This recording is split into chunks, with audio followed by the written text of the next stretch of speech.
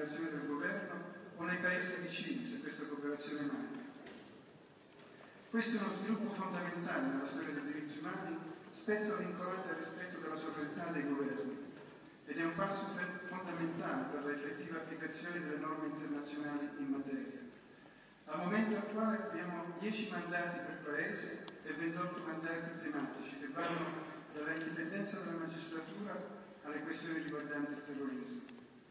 Per quanto riguarda il processo di attuazione delle norme internazionali, diventa sempre più sofisticato con ulteriori comitati e rapporteurs che vengono creati a seguito di nuove convenzioni o nuovi mandati decisi dal nuovo costituito Consiglio per i diritti umani. L'organizzazione ha continuato il suo progressivo movimento verso nuove mete che garantiscono una migliore e uniforme attuazione delle norme.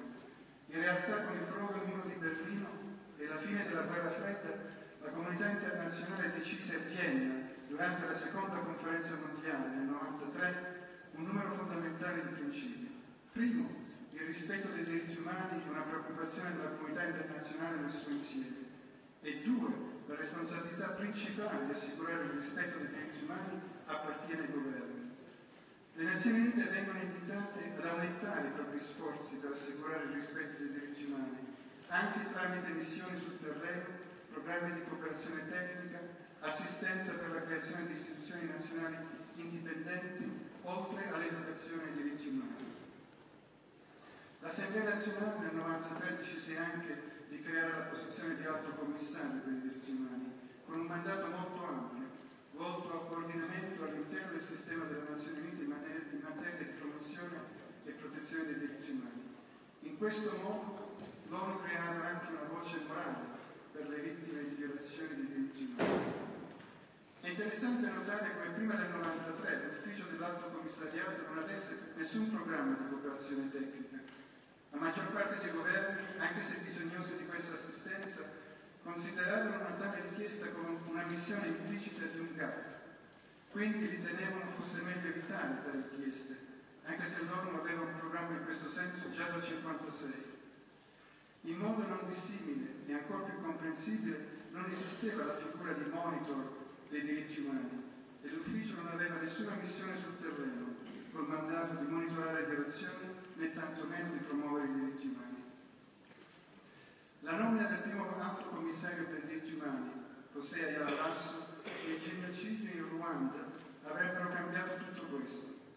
Arrivato a Ginevra il 5 aprile del 1994, Ayala Lasso sarà in Ruanda solo dopo 6 settimane in funzione, incontrando a Byumba l'ex capo ribelle, ora presidente del Ruanda, Paul Kagame, e nella capitale Kigali il capo di Stato Maggiore della Difesa, generale Bogoso, ora ad Arusha per crimini di guerra.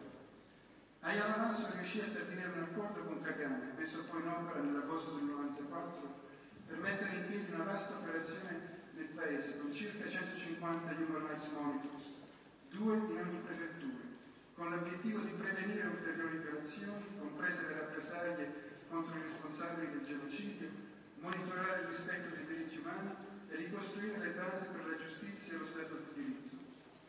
Con il generale Bogoso l'alto commissario ottenne di circa 1500 Tutsi in condizioni pietose rifugiatisi nell'hotel Mil Collina a Kigali venissero liberati dalla Croce Rossa come gesto umanitario, e questo mentre il genocidio ancora versava nel paese.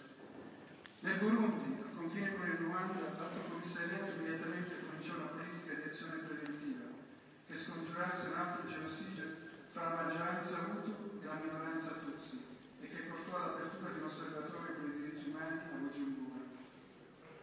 Nel giro di qualche anno l'Alto Commissariato aveva 40 uffici nel mondo, incluso operazioni indipendenti, componenti diritti umani, missioni di pace integrate, rappresentanti regionali e consiglieri diritti umani, nell'ambito delle attività dei nostri colleghi del sistema delle Nazioni Unite.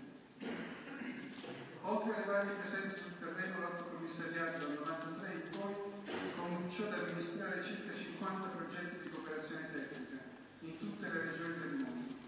Si è dunque entrati nella terza fase, avente come priorità l'attuazione delle norme internazionali all'interno dei paesi, risultanti dalla creazione o il rafforzamento dei sistemi nazionali di protezione dei diritti umani. E questo tramite attività di promozione e protezione. Operazioni sul terreno, cooperazione tecnica e campagne di informazione per i diritti umani diventano dunque le priorità per l'effettiva realizzazione delle norme internazionali e la loro traduzione in leggi e pratiche compatibili. In questo contesto, una delle attività strategicamente più importanti per l'Alto Commissariato è stato ed è il sostegno alla creazione e allo sviluppo di commissioni nazionali indipendenti. Nel rapporto di Kofi Annan, Agenda for Further Change del 2002, la loro segretaria generale sottolineava due punti fondamentali. Primo, la creazione di istituzioni nazionali per i diritti umani quali meccanismi che assicurano nel lungo periodo che i diritti umani siano protetti e soprattutto che si affermi una struttura di rispetto. E secondo, la creazione e il rafforzamento di un sistema nazionale forte ed efficace per la protezione dei diritti umani di ciascun paese che rifletta le norme internazionali dei diritti umani. Deve perciò essere considerato l'obiettivo delle Nazioni Unite nel suo insieme. Non c'è dubbio che una Commissione nazionale indipendente sia al centro di questo sistema di protezione dei diritti umani, forse la sua pietra miliare. Se indipendente ed efficace in linea con i principi di Parigi, cioè la risoluzione dell'Assemblea Generale 48-134, queste istituzioni possono svolgere un ruolo cruciale sia a livello nazionale che internazionale. A livello nazionale possono cooperare con il Parlamento per la revisione delle leggi in linea con gli standard internazionali. Possono monitorare il governo rispetto alle sue responsabilità in relazione agli obblighi di far rapporto ai comitati ed attuare le varie raccomandazioni. Possono cooperare con le entità statali in relazione all'applicazione delle norme internazionali. Possono cooperare con il sistema giudiziario e risolvere i casi individuali tramite la mediazione e quindi ridurre la pressione sulle corti. Possono promuovere l'educazione dei diritti umani nelle scuole, cooperare con la società civile e i centri accademici e ovviamente tenere ben informata la stampa. A livello internazionale il ruolo delle istituzioni nazionali è essenziale in tutte le fasi del lavoro degli organi di trattato, dei meccanismi del Consiglio umano, oppure nel contesto della UPR, la revisione periodica universale. Nel contesto del Consiglio dei diritti umani è importante notare che la risoluzione del 18 giugno 2007 riconosce pienamente lo status delle istituzioni nazionali, in particolare le commissioni nazionali conformi ai principi di Parigi. Sono pertanto lieto di ricordare che a fine dicembre 2006 in Italia un progetto di legge mirante alla creazione di una commissione nazionale dei diritti umani incorporante l'Ombudsman per i diritti delle persone private della libertà personale è stato presentato alla Camera dei Deputati e quindi adottato nell'aprile del 2007. Questo testo di legge è ora al Senato. L'Italia ha una grande opportunità di creare uno strumento nazionale forte a favore dei diritti umani, della democrazia e dello Stato di diritto, che potrebbe essere altresì un modello e un punto di riferimento in Europa e nel mondo. In conclusione, realizzare la Dichiarazione universale per i diritti umani significa attuare le norme internazionali risultanti dalla dichiarazione e tradurle in realtà concreta all'interno dei paesi. L'ONU non può fare questo lavoro da solo o soltanto tramite organi di controllo internazionali. Deve necessariamente poter contare su partner nazionali indipendenti. Non c'è dubbio che, al di là delle responsabilità dei governi, le iniziative della società civile, delle università, delle ONG, delle istituzioni nazionali, delle amministrazioni locali e regionali sono fondamentali per il successo dell'anno entrante dedicato al 60° anniversario della Dichiarazione universale che comincia proprio oggi. Ognuno di noi deve sentirsi responsabile in prima persona, quasi come un rappresentante dell'Alto Commissariato per i diritti umani, e partecipare in questo sforzo globale volto a creare una cultura universale dei diritti umani, in cui si realizzino pienamente i diritti e le libertà fondamentali e dove è garantito il rispetto della dignità e la giustizia per noi tutti.